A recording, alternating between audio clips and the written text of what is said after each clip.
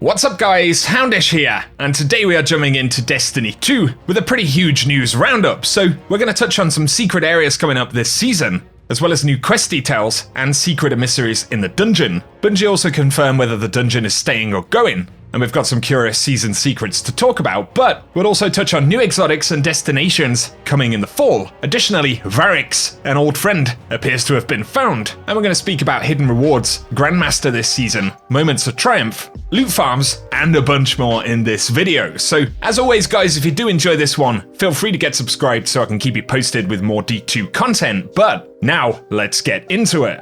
We should mention first up that Bungie Help tweeted, "We're investigating an issue where players are unable to visit the lighthouse after completing a flawless Trials passage. And so Trials of Osiris has been disabled for the remainder of the weekend and will be unavailable until the issue can be resolved." Pretty unfortunate stuff on a new launch week, of course. Hey, I mean the lighthouse is on Mercury, right? You didn't remove it early, did you, Bungie, by any chance? Probably a bad joke right there, but hopefully with a bit of luck, Trials of Osiris will be fixed for next weekend, but I'll keep you posted.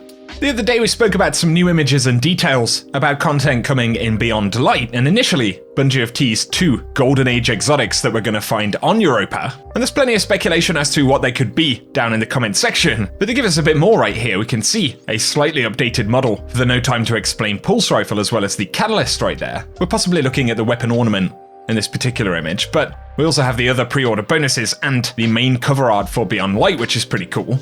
But it also provides some really awesome images of Europa, so we can see the description. The splintered houses of the fallen have rallied and built their new empire on the icy moon of Europa. Brave the unrelenting glacial frontier, infiltrate the Golden Age Braytech facility, and uncover the secrets that lie deep in the ancient ice. And we get very cool images of Europa right here, but also the Braytech facility it speaks about is the Deep Stone Crypt. And below the frozen tundra of Europa, the crypt has remained dormant for decades. Your fireteam cautiously approaches, weapons raised, and the final plan is set in motion. And obviously the Deep Stone Crypt has a really cool kind of visual aesthetic here. But the link to the Fallen that they speak about, and that slight focus that we're going to get on the enemy faction in Beyond Light, is likely to be associated with some lore that we get this season about our friend Variks. So Magic Mr. Lemon posted this on Reddit, but if you take a look at the pre-order Ghost Shell for Beyond Light, some of the lore reads, unverifiable reports indicate that VIP 1121 is amongst the group, and this is a reference to a group of fallen VIPs linked to House of Devils, Wolves, and Dusk. But it goes on to say, VIP 1121,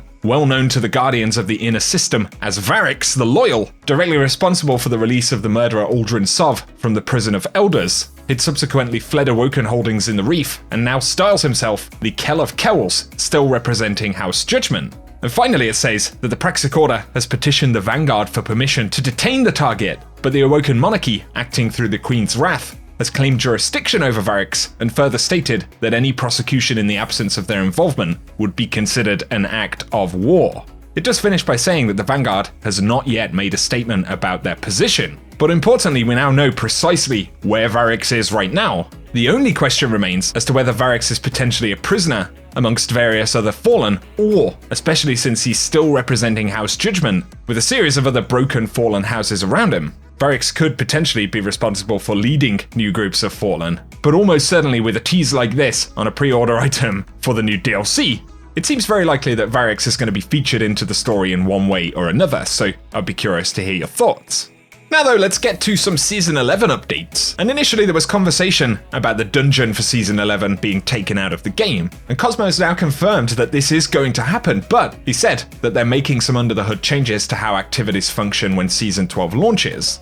And we hope this will result in no noticeable changes in the activities themselves, but that change does mean that our newest pinnacle activity, Prophecy, may have to take a season off before it returns, but we're working to bring it back as quickly as we can. And so, Prophecy is probably going to go away, but that isn't planned to be a permanent thing, and it should return, hopefully after only one season. And who knows, maybe they could update loot tables and things like that when it comes to it. But on the subject of Bungie's announcement around matchmaking changes in the Crucible, and essentially the removal of skill-based matchmaking from a series of playlists, Cool Guy did ask for clarification as to whether this includes the Iron Banner, and Cosmo clarified that skill matching has also been taken out of the Iron Banner playlist. On the subject of power leveling this season, as well as gaining new rewards, we spoke the other day about the potency of the Umbral Engrams, really quick way to kind of gain pre-pinnacle power, but AFK farming in the forges appears to be back once again, as Cheese Forever pointed out, that you have a relatively low drop chance of getting Umbral Engrams, but if you can AFK farm the forges in a team of 3, or with a super low power level team, you can maybe pick up 15 or 20 Engrams overnight if you can leave it for a few hours. It certainly seems that loot is pretty readily available this season.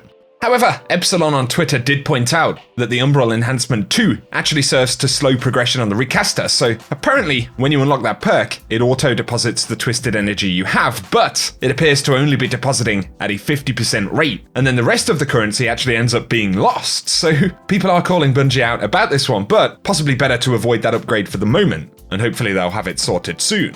A quick shout for the Grandmaster Nightfalls this season. Grandmaster itself is going to be launching on July 21st, but via the database we can see the strikes that we'll specifically need, so it's going to include the Corrupted, Savathun's Song, Lake of Shadows, Strange Terrain, the Festering Core, and a Garden World. Obviously those are going to be new strikes featured for this season, and you'll still be able to get the title if you can complete all of the featured strikes for the season inside of one season. In case any of you guys hadn't seen it, there is an emblem associated to the dungeon, but you actually have to get a solo flawless clear of the dungeon in order to pick it up, and that is the only emblem currently in the dungeon, so it's certainly going to be a pretty rare one.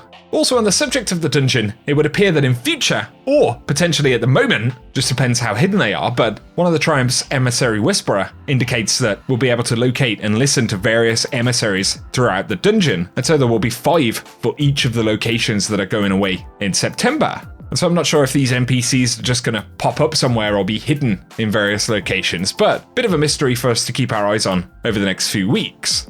Other pretty curious triumphs include the Exodus Preparation and Evacuation, and we've spoke about these recently, but the Preparation quest is actually a legendary quest that comes before the Evacuation quest, which is where we'll kind of go through the story process of attempting to save as many Guardians, or indeed other things like Rasputin, from the peril and the destruction that kind of lays before each of those locations. That's going to be very interesting. But also there is a triumph to collect all of the calcified light fragments. Obviously something that's coming up in the near future, and is actually separate to 50 of Savathun's eyes, which are hidden in the game right now. So various different objectives and secrets are going to unfold over this season.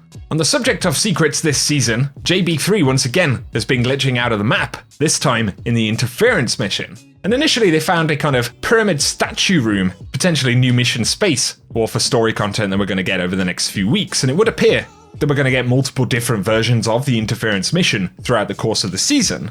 But also via JB3, we're going to be going to a new Court of Variks, so this is actually present once again inside of that mission. Seems pretty likely that we're going to fight some kind of an enemy here, and Jinsa tweeted in response to it, the Cradle, Court of Savathun, and Cradle Descent, and so maybe Court of Savathun is what we're looking at right here, with it resembling the Court of Variks from the Dreadnought. There are actually a few spaces inside of this mission that have kind of sections of the Dreadnought featured there, so it's certainly going to be very interesting when we get to see it in the game. Here, let's have a quick shout to moments of triumph for the year. So on the associated Triumph seal, it does list that we'll need to complete feats of strength before the 22nd of September, which of course is when Beyond Light kicks off. Although there are some triumphs from the game right now, which are listed for moments of triumph in general, and that would include getting a Valor Legend rank in Season of Arrivals, depositing motes and defeating combatants with precision final blows in Gambit this season, completing and looting all of the Moon's lost sectors, a Tier 5 Nightmare boss in the Altars of Sorrow, the completion of the Garden of Salvation, the Pit of Heresy, as well as the Prophecy Dungeon, defeating Savathun's mysterious supplicant in the mission Interference. It also once again lists the Hive God Optometrist triumph. And so that's a bit of a preview of some of the triumphs that'll be required for the year, although there are many more which are classified, so we'll have to wait and see what we get. Some final shouts right here, but if you are a Bungie Rewards member, you can get a free powerful Engram at the moment, so maybe something to go pick up before you start working on Pinnacle stuff. Also, Joe Blackburn, a well-known raid designer at Bungie, has returned to the team. I believe it was about a year or so ago. They left Bungie to work on some other stuff, but good news is they're back, and Joe Blackburn has worked on various raids that we've had in D1 and D2, so there's some folks who are pretty happy about that. Finally right here, via Ryan Gilliam at Polygon, we got a few insights into vaulting content in the future, and Luke Smith said that vaulting content is about making space for awesome new stuff, and each year when a new expansion comes out, things are going to leave, and we're going to be really clear about what's leaving. He added that starting with Beyond Light, all of the new expansions will add locations and experiences players have never seen, but we will continue to still see a mix of reprised and brand new content. But Luke Smith also added that he could totally imagine down the road players having some kind of ability to inform or influence what comes back. And if players wanted to see the King's Fall raid return or the beloved Galahorn, they can ask for it. Which doesn't mean we'll always oblige, but players can request old content without fear that it will replace new ideas coming to Destiny 2. And then he finished by saying the future of Destiny is going to be built inside of Destiny 2. We've made so much content over the years, a bunch of it's really awesome, and that's just been gone. Which of course is why they're now talking about bringing content back like the Vault of Glass, and that's going to be an absolutely huge moment, the potential rewards that are going to return. Of course, the location that it's on, the general sense of nostalgia, and seeing how Bungie actually update that content for Destiny 2. When it comes to endgame content and raids like that, personally, I feel pretty receptive to Bungie bringing a lot of stuff like that back, but I know there are mixed thoughts about it, so let us know what you think in the comments section. However, for today, that's everything that we do have to speak about in the video, guys. So if you've enjoyed this one, feel free to drop me a rating down below, as it really does help me out on the channel. Let us know what you think about anything we've spoken about down in the comment section as well. But otherwise, thanks for tuning in as always, guys, and whatever you get up to, I hope you have an awesome day.